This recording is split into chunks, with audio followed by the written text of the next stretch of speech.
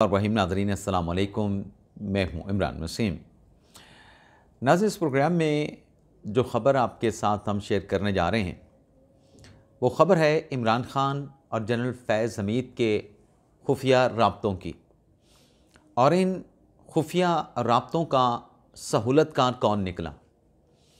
अब ये ख़बर आपके साथ शेयर करना इसलिए ज़रूरी है कि जनरल फैज़ हमीद जिन पर कोर्ट मार्शल प्रोसीडिंग चल रही है, अब कोर्ट मार्शल प्रोसीडिंग में जनरल फैज़ हमीद को चार्जशीट कर दिया गया है और चार्जशीट होने के बाद फ़र्द जुर्म लगने के बाद इस वक्त अगर आप पाकिस्तान तहरीक-ए-इंसाफ के रहनुमाओं के बयानात निकाल के देखें तो उसमें जो एक कॉमन चीज़ नज़र आती है, या आप पाकिस्तान तहरीक-ए-इंसाफ के सोशल मीडिया के वॉरियर्स को भी निकाल के देख लें, एक चीज़ जो कॉमन नज़र आती है कि हमारा फैज़ हमीद के साथ क्या ताल्लुक़ है। इदारे का बंदा है, इदारा जाने, इदारे की कोर्ट मार्शल प्रोसीडिंग जाने, फैज़ हमीद जाने, जनरल आसिम मुनीर जाने, पाकिस्तान तहरीक-ए-इंसाफ का तो इस मामले के साथ दूर दूर तक, और इमरान ख़ान का भी दूर दूर तक इस मामले के साथ कोई ताल्लुक़ वास्ता नहीं। इमरान ख़ान साहब ने भी स्टेटमेंट दिया, बल्कि ख़ान साहब ने यहाँ तक भी कहा, अभी पिछले दिनों जो एक्स पोस्ट पे इमरान ख़ान साहब ने लिखा कि फैज़ हमीद जब मेरे पास मुलाकात करने के लिए आते थे तो जनरल बाजवा से मुलाकात की इजाज़त लेके आते थे और मुझसे मुलाकात के बाद जनरल बाजवा को जाके ब्रीफ़ किया करते थे। तो जनरल बाजवा के मातहत थे जनरल फैज़ हमीद। तो ये जो खुफिया राब्तों की जो ख़बर है, ये इसलिए आप नाज़रीन के साथ इसकी डिटेल शेयर करना ज़रूरी है ताकि हकीकत आप देखने वालों तक पहुँच सके। यानी ख़ान साहब के बयानात अपनी जगह पे, तहरीक-ए-इंसाफ के लोगों के बयानात अपनी जगह पे, लेकिन हकीकत यह है कि इमरान ख़ान और जनरल फैज़ हमीद के माबैन खुफिया राब्ते रहे। एक तो राब्ते नाज़रीन वो थे ना, जब इमरान ख़ान साहब वज़ीर आज़म बन गए, वज़ीर आज़म बनने के बाद तो जनरल फैज़ हमीद उनके अंडर थे। ISI का जो चीफ़ होता है वो कानून के तहत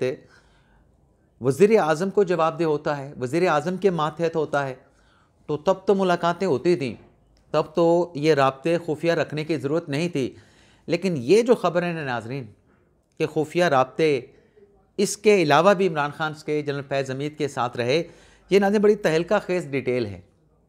और इसलिए नाज़रीन तहलका खेज़ है कि इमरान ख़ान साहब 10 अप्रैल 2022 को वज़ारत उज़्मा की कुर्सी से उतरने के बाद इमरान ख़ान साहब, बल्कि उससे पहले भी, ये इल्ज़ाम लगाते रहे कि मेरे ख़िलाफ़ लंदन साजिश तैयार हुई है, मेरे ख़िलाफ़ जो अमरीकी साजिश तैयार हुई है, गैर मुल्की साजिश के नतीजे में मुझे निकाला गया है। लेकिन ये जो नाज़रीन राब्ते हैं, ये आपको ये बताएंगे कि जो खुफिया राब्ते इमरान ख़ान और फैज़ हमीद के माबैन रहे, ये इस बात की वजाहत करते हैं, ख़बर देते हैं कि इमरान ख़ान साहब ख़ुद क्या साजिशें मुंतखब हुकूमत के ख़िलाफ़ कर रहे थे। तो आपके साथ नाज़रीन डिटेल शेयर करते हैं। एक नाज़रीन इस बात को क्लियर करना ज़रूरी है कि ये जो कहना ना तहरीक इंसाफ का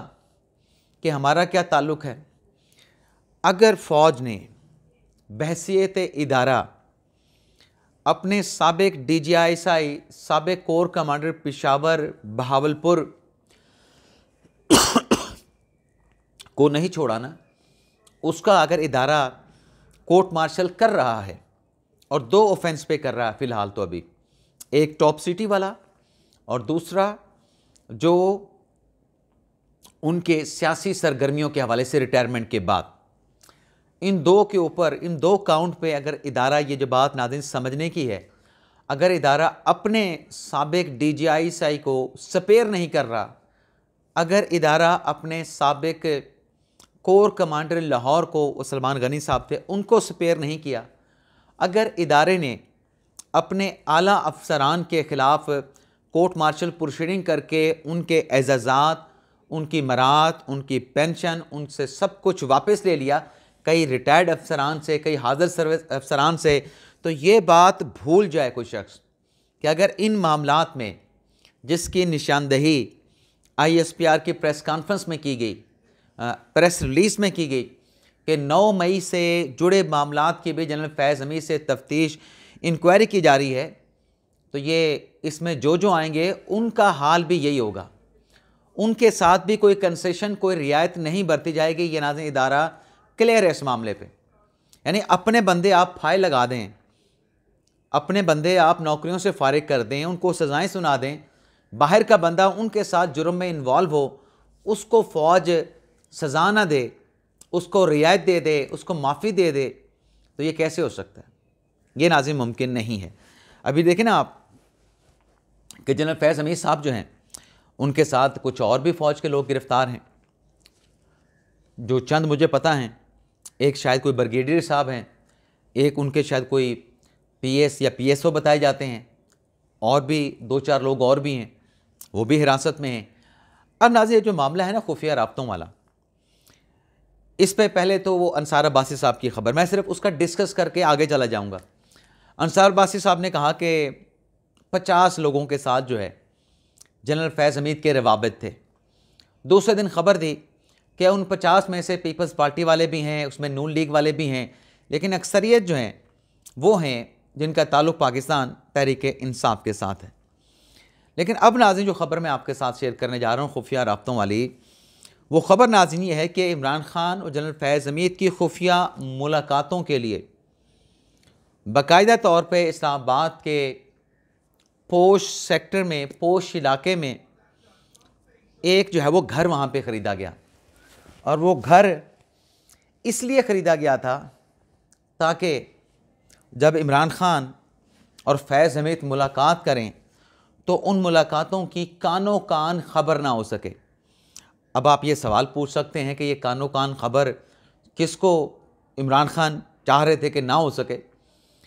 वो नाज़रीन जनरल बाजवा भी नहीं थे। जनरल बाजवा के तो शायद नोटिस में होगा, जो फैज़ हमीद ये मुलाकातें किया करते थे। आसिम मुनीर साहब के भी इल्म में होगा, जनरल आसिम मुनीर साहब के इल्म में भी। लेकिन ये मुलाकातें खुफिया इसलिए रखी जा रही थी और एक पोश इलाके के एक महफूज घर में, सेफ हाउस आप कह सकते हैं, जिसको सिर्फ इसी मकसद के लिए लिया गया था, इसलिए की जा रही थी कि उस वक्त के जो वज़ीर आज़म थे नवाज शरीफ, उन्हें इमरान खान की इन मुलाकातों की भनक ना पड़ सके कि उनकी हुकूमत के ख़िलाफ़, उनकी वज़ारत उज़्मा के ख़िलाफ़ क्या खिचड़ी पक रही है, क्या प्लान, क्या साजिश तैयार की जा रही है। अपना ये जो मुलाकातें हुई, इसका सबूत, इसका गवाह, इसके शवाहिद मौजूद हैं कि 2018 से पहले इमरान खान साहब जो हैं वो जनरल फैज़ हमीद के साथ मुलाकातें किया करते थे, और एक नहीं 40 से 50 मुलाकातें इमरान खान साहब ने 2018 से पहले, जब जनरल फैज़ हमीद DGC थे, उनके साथ इमरान खान साहब ने मुलाकातें की। और जहाँ पे मुलाकात, जिस घर में ये हुई, ये घर का इंतज़ाम जहांगीर तरीन साहब ने किया। और यहाँ पे इमरान खान और जनरल फैज़ हमीद जो हैं इकट्ठे दोपहर का खाना, या अगर देर हो गई तो शाम की चाय इकट्ठे पी लेना, और प्लान बनाना कि कैसे घर भेजना है नवाज शरीफ को, और इमरान खान साहब को कैसे हुकूमत में वज़ीर आज़म हाउस यानी वज़ारत उज़्मा की कुर्सी पे बिठाना है। तो इन मुलाकात के नतीजे में, इन खुफिया राब्तों के नतीजे में नवाज शरीफ साहब तो जेल चले गए, इमरान खान साहब वज़ीर आज़म बन गए। अब नाज़रीन जब वज़ीर आज़म बने, बात यहाँ पे ख़त्म नहीं होती। वज़ीर आज़म तो बन गए इमरान खान साहब, लेकिन वज़ीर आज़म बनने के बाद इमरान खान साहब ने जनरल फैज़ हमीद को DGISI बना दिया। लेकिन यहाँ पे आप ये देखें कि DGISI जनरल फैज़ हमीद को बनाने के लिए इमरान खान ने क्या किया। जो एक ट्रेडिशन है कि DGISI जाने वाला जो होता है और आने वाला जो होता है, उसके बाकायदा सेरेमोनियल एक तकरीब होती है।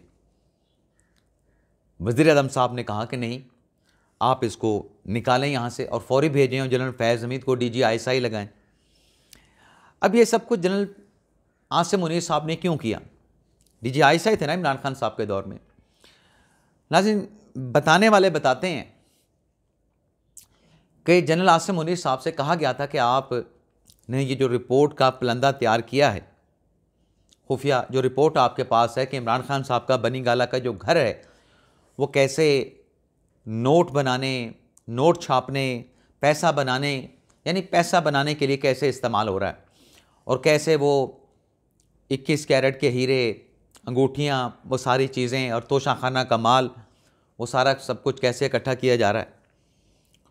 तो जब आसिम मुनीर साहब से कहा गया तो आसिम मुनीर साहब ने कहा कि नहीं, मैं तो ये वज़ीर आज़म को बताऊँगा,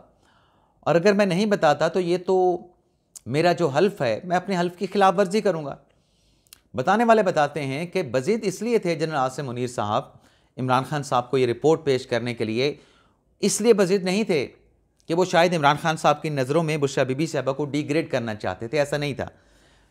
इमरान खान साहब को ये रिपोर्ट इसलिए दिखाना और इसलिए पढ़ाना, इसलिए बताना आसिम मुनीर शाह साहब चाह रहे थे कि वो उनके मातहत थे, और बतौर DGI कल को ये स्कैंडल अगर अखबारात की जीनत बनते हैं कि इमरान खान साहब के दौर में ये हुआ, फलां हुआ, तो इमरान खान साहब कह सकते हैं कि मुझे तो उस वक्त की किसी खुफिया एजेंसी ने ऐसी रिपोर्ट नहीं दी थी। तो कल को माफ़ कीजिएगा, कल की इन स्कैंडल की हजीमत और शर्मिंदगी से इमरान खान साहब को बचाने के लिए, और ख़ान साहब को क्योंकि एक इस मकसद के लिए भी ख़ान साहब को लाया गया था ना कि मिस्टर नीट एंड क्लीन है, करप्शन से पाक है, तो ख़ान साहब को इसलिए भी आसिम मुनीर साहब वो रिपोर्ट पेश करना चाहते थे क्योंकि शायद वो भी कहीं ना कहीं समझते थे कि इमरान खान साहब तो ईमानदार हैं, मिस्टर नीट एंड क्लीन हैं, लेकिन उनके घर में जो कुछ हो रहा है वो इमरान खान साहब को पता चलेगा तो इमरान खान साहब हैरान भी होंगे, उसके ऊपर एक्शन भी लेंगे। लेकिन ये शायद आसिम मुनीर शाह साहब की गलत फहमी थी। जब वो रिपोर्ट उनको पेश की गई तो इमरान खान साहब जो है वो गुस्सा हो गए, इमरान खान साहब जो है वो भरम हो गए, बल्कि आग बगोला हो गए। और रिपोर्ट के बाद आसिम मुनीर शाह साहब से कहा कि आसिम मुनीर शाह साहब को जनरल बाजवा को हटाने का हुक्म दे दिया कि इसको हटा दें, यह बंदा मुझे पसंद नहीं, आप इसके ऊपर DGI के अहदे पे आप जनरल फैज़ हमीद को लगा दें। अब नाज़रीन, ये जो कदम इमरान खान साहब ने उठाया और ये जो मुलाकातें इमरान खान साहब करते रहे, जनरल फैज़ हमीद को DGI लगवा लिया, आसिम मुनीर साहब को हटा दिया, लेकिन उससे पहले ये जो खुफिया मुलाकातें जो 40 से 50 बताई जाती हैं, इसके सबूत क्या हैं? ज़ाहिर सी बात है कि आप सबूत भी जानना चाहेंगे, तो सबूत भी हैं इन 40 से 50 मुलाकातों के, लेकिन इसमें नाज़रीन एक नक्श है छोटा सा, वो नक्श भी मैं आपको बताऊंगा। लेकिन इन मुलाकातों के नाज़रीन जो सबूत है, जो गवाह है, वो कोई और नहीं, पाकिस्तान तहरीक इंसाफ के रहनुमा साबिक वफाकी वज़ीर इसहाक़ खाकवानी साहब हैं, जो किसी दौर में जहांगीर तरीन साहब के तो करीब थे, बानी PTI के बड़े करीब हुआ करते थे। और जब ये मुलाकातों का, खुफिया राब्तों का सिलसिला शुरू हुआ तो जहांगीर तरीन साहब ने इस्लामाबाद के मकाम पर, इस्लामाबाद में ये घर ख़रीदा था ताकि ये मुलाकातें जनरल फैज़ हमीद और इमरान खान की इनका तसलसल बरकरार रहे। और इसहाक़ खाकवानी साहब ये कहते हैं कि मैंने ये तो मोहतात अंदाज़े में बताया है कि इमरान खान की जनरल फैज़ हमीद के साथ कोई 40 मुलाकातें हुई हैं, ये मैं एहतियात के तौर पे बता रहा हूँ, मोहतात एदादो शुमार पेश कर रहा हूँ, ये 50 से ज़्यादा भी हो सकती हैं। और इस खबर को रिपोर्ट किया है अपने कॉलम में रऊफ़ कलासरा साहब ने, और रऊफ़ कलासरा साहब ने कहा कि ये जो खुफिया राब्ते हो रहे थे, ये जो खुफिया जगह के ऊपर मकान ले के इमरान खान साहब और फैज़ हमीद साहब मिलते थे, इसके बेनिफिशरी दो थे, ख्वाब और लोगों के भी थे, जिसमें रऊफ़ कलासरा साहब कहते हैं कि जहांगीर तरीन का ख्वाब था कि वो किंग मेकर बने। इलेक्शन 2018 के बाद वो कुछ अरसे के लिए किंग मेकर बने, लेकिन बाद में बुशरा बीबी साहबा ने उनका पता साफ कर दिया। जनरल बाजवा साहब की ख्वाहिश थी इन राब्तों के नतीजे में कि उन्हें एक्सटेंशन मिल जाए, नवंबर 2019 से वो नवंबर 2022 तक कंटिन्यू कर सकें, तो वो भी बेनिफिशरी हुए इन खुफिया राब्तों और मुलाकातों के। उनको 3 साल की तौसीह इमरान खान साहब ने अगस्त 2019 में ही दे दी।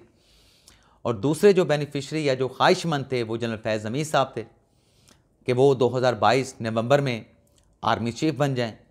तो कलासरा साहब ने लिखा कि ये 2 बेनिफिशरी तो हो गए, जनरल बाजवा को एक्सटेंशन मिल गई, इमरान खान साहब बनी गाला से निकले वज़ीर आज़म हाउस में पहुँच गए, नवाज शरीफ को जेल भेज दिया गया, लेकिन फैज़ हमीद वो भी बेनिफिशरी नहीं बन सके और जहांगीर तरीन वो भी बेनिफिशरी नहीं बन सके। अब इमरान खान साहब लाख कहें, इमरान खान साहब लाख कहें कि मेरी किसी के साथ, फैज़ हमीद के साथ कोई मुलाकातें नहीं हुई, ऑफिशियली मुलाकातें हुई थी, या उनकी पार्टी का बंदा खुद कह रहा है, ये उनकी पार्टी का बंदा इसाक खाकवानी तहरीक इंसाफ का रहनुमा साबिक वफाकी वज़ीर ख़ुद कह रहा है कि मेरे सामने ये सारी मुलाकातों के चक्कर बक्कर चला करते थे और वो 50 से ज़्यादा बताते हैं, लेकिन कहते हैं ना कि वो एहतियात का दामन नहीं छोड़ना चाहिए। तो एहतियात का दामन ना छोड़ने के लिए उन्होंने कहा कि 40 मुलाकातें तो पक्की हुई हैं, लेकिन इमरान खान साहब इन मुलाकातों से मुनर्रफ हैं कि मेरी ऐसी कोई मुलाकात नहीं हुई। लेकिन मैंने कहा ना नाज़रीन, इस मुलाकातों में एक नक्स है कि जो कोर्ट मार्शल प्रोसीडिंग के हवाले से कार्रवाई चल रही है, इन राब्तों के हवाले से, 9 मई के हवाले से, बदअमनी के हवाले से, इंतशार के हवाले से, वो है 2022 नवंबर 2022 के आगे की इन्वेस्टिगेशन, यानी पोस्ट रिटायरमेंट मुलाकातें, राब्ते। और ये जो मुलाकातें हुई हैं ये प्री रिटायरमेंट की हैं, यानी 2018 नवंबर 2022 से पहले की हैं। इजाज़त चाहते हैं नाज़रीन।